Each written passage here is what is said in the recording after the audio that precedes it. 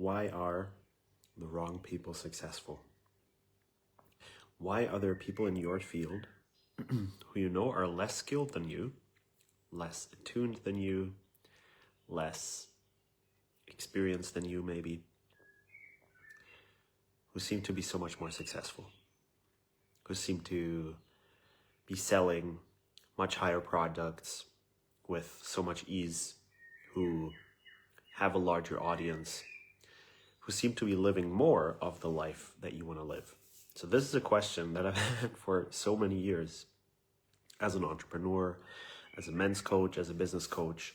I was looking at these other people and was like, why are people buying from them? Why are they not buying from me? Why am I struggling to sell sessions for 150 euros? And here are people sometimes selling to the same people, like literally someone saying no to me because they don't have the money, and then them buying from someone else at a much higher rate. It was such a huge question mark for me. And it was like, what is wrong with life that this is happening? And once I understood what is going on there, it clarified so much for me of what it is that I can integrate to do the same, and why it might be harder for people who are deeply connected to their hearts. So let's unpack this. People are successful because they inhabit a certain place inside of themselves where they don't give a fuck about what anyone else thinks about them, and they just do. They inhabit a place of power within themselves where they are like, if there's something that I want, I'm gonna get it. And I'm not gonna let anyone hold me back. And I'm not gonna let anyone tell me that it's impossible. And there is something very attractive for other people when you're able to inhabit that place, because you don't need anything. And for people who are very attuned, connected to their hearts, sensitive, we are naturally much more connected to the place inside of themselves, connected to the relational aspect of ourselves, where it's like, well, I would like to know how it's landing what I'm sharing here, and I would like to have resonance right now, and I would like to know if you can understand what I'm saying, all these things. And if we don't have developed this power side, then this can very easily turn into neediness, this place inside of us. And when we come across as needy, people don't want to buy from us. They might like our posts, they might sympathize with us, they might even feel like, wow, David really gets me. But they will not be like, this is someone who I want to buy and learn from. We want to buy from people who are embodying something where we're like, holy shit, I want this as well. And so the people that are really successful have mastered living from this place of, I don't give a fuck about what anyone else is thinking, I'm just doing my thing. Now here's the part that gets interesting for heart-centered leaders and entrepreneurs. These really successful people are very often inhabiting this place inside of themselves at the expense of their heart. Like they've closed off. They've closed off to their own vulnerability. They've closed off to their own tenderness. They've closed off to their own relationality so that they could focus on just doing it. You cannot do that. You can try to do that. I've tried it. It doesn't work. Because being in your heart is such an integral part of who you are, because it's so important to you, very quickly, when you are not in your heart, you will feel like that's not my path. And this is a split that a lot of heart-centered leaders carry, where it's like, doing this thing that tends to make people powerful leads to me disconnecting from my heart. And I don't want that. So let me not step more into my power. Let me just close the door here.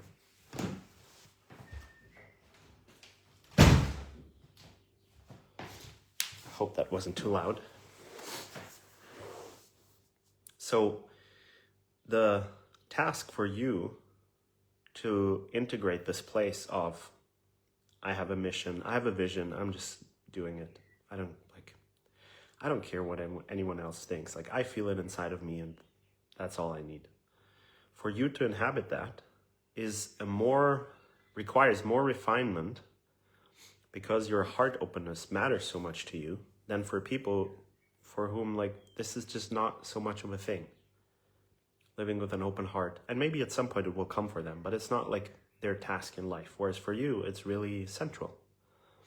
And I speak from experience, like, that's how it is for me. And that's been a big struggle on the entrepreneurial journey for me, to be like, I want to have impact. I want to do all these amazing things, but I really don't want to do it at the expense of my heart, at the expense of my health, my well-being.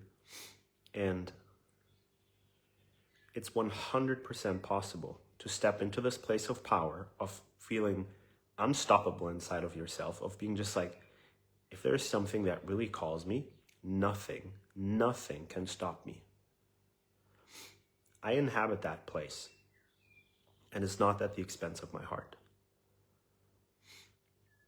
Not everyone thinks that or experiences it that way, because people have a lot of wounding around these places, and that's okay. I don't expect everyone to see, wow, David is really both in his power and his heart. But the right people see it, and that's the people that want to work with me, because they see, oh, he's not splitting himself inside. So it's 100% possible. What it requires you to do is to, first of all, open to the possibility that you being fully in your power is not disconnecting from your heart. Is not at the expense of your relationality. It will feel that way in the beginning, because that's what you're used to. That's what your association is. We see people in power who are completely disconnected from their hearts. And maybe when you've tried to fully step into your power, you did disconnect from your heart. So first thing is, you open to the possibility that being fully in your power, and being in that place of, if I feel the power of an offer that I'm putting out there, I don't need any feedback from anyone that it's awesome. I just do it because that's my energy and that's what people buy. So for you to step into that does not in any way have to be at the expense of your heart. There's a stretching and expansion of your consciousness needed so that both of those places can be present at the same time. And this is where learning from people who are embodying these qualities becomes really powerful, because our nervous systems learn best when they see an example where it's like, oh, this is possible. Like, that's why people say you're the average of the 5 people you spend most time with, because our nervous system adapts to what it sees around. So if you spend time with people who are on this entrepreneurial path and who are doing amazing things and who are taking courageous steps and who are unapologetically sharing their offers and what they're passionate about, and they're doing it in a way where it's not at the expense of the heart, where whenever they notice, like, oh, I'm right now starting to close up, they open again. When you are surrounded by people like this, it will become normal and second nature for you to do the same. But if you're surrounded by people who say, oh, selling is evil and making money is bad, or you're surrounded by people who live in their power completely disconnected from their hearts, well, that's going to be your association. So, of course, it's possible to outgrow your surroundings, but it's much easier to create surroundings that actually pull you up. That's why mentorship is such a powerful thing, because it's going to pull you up. People who embody qualities that you want to have as well, if you bring them into your life, they're going to pull you up. And that's what I've been doing for the past 10 years. The most powerful thing I've ever done is whenever I meet an inspiring person who embodies something where I'm like, holy shit, I want this as well, I always found a way for them to be part of my life. I hired them, I worked for them, I became friends with them. Like, it didn't matter to me. I just was like, I want to be in your presence. So just understand that the capacities, the skills that the people who are really successful in your field have, this ability to unapologetically share, to be in this full-on energy where there's no hesitation, there's no like, oh, like, I hope you like this. No, it's like, this is fucking awesome, and for the right person, this is exactly it. And if you're not that person, that's fine, I don't care, because that's the energy we need if we want to have the real impact. And if you want people to be like, this guy knows who he is, and he's not trying to be for everyone. So this quality does not have to be at the expense of your sensitivity and your heart and your tenderness.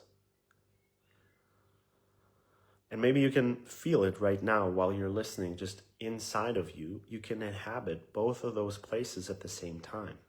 You can empower, you can embody your drive, your fire, your desire to create things, to put yourself out there, to have impact. And you can fully feel your heart. It's just a matter of stretching your consciousness.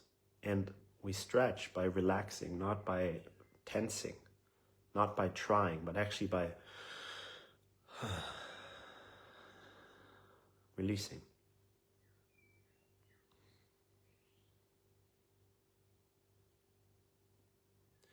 And so exactly this point, we could say this is one of the core missions of why I do what I do, because I want more heart-centered leaders and entrepreneurs to understand that stepping into their power. I had a really powerful conversation for the Embodied Business Leadership Summit, which is happening in 2.5 weeks. You should 100% join. It's an amazing event. It's for free. Drop the word summit below and I'll send you the link. So I had a conversation with a guy, super successful, like multimillionaire, incredibly inspiring, 6-degree Kung Fu black belt. And he said something that really stuck with me. He said, abusing our power is a betrayal of our integrity. And that's like, people understand that. But shying away from your power in places where you know it's yours to embody is also an integrity breach. Is also you not being in integrity. And it's the same thing. It's not lighter or it's not less bad. It's the same. And when you understand that, it becomes your responsibility to be in your power. Not for some egoic inflation, but because shying away from your power is just as bad as abusing your power. It's just a more invisible integrity breach. But you're not serving anyone by holding your power back. And so the people who are really successful, they're fully in their power. And some of them are not in their hearts. And that's okay. Maybe at some point they will. But you and I, we are here to embody both of those qualities, to no longer feel like we have to choose between those. And that's leadership. That's going first. It's not the majority of people who live like that. But when you allow yourself to do that, you create a field, a possibility for other people to do the same.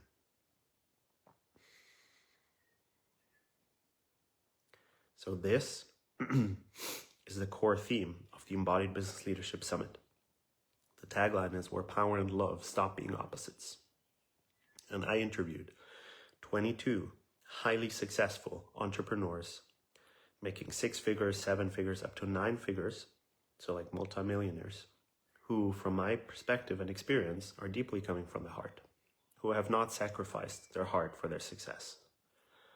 And to me, it was such a powerful experience to talk to so many successful entrepreneurs, because it's a rewiring for me as well to be like, holy shit, here's a lot of examples of how success can look like while being connected to your heart.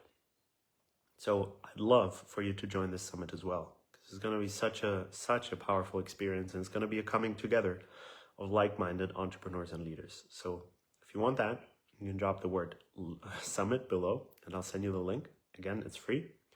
You can upgrade during the summit and get some amazing bonuses, but you don't have to.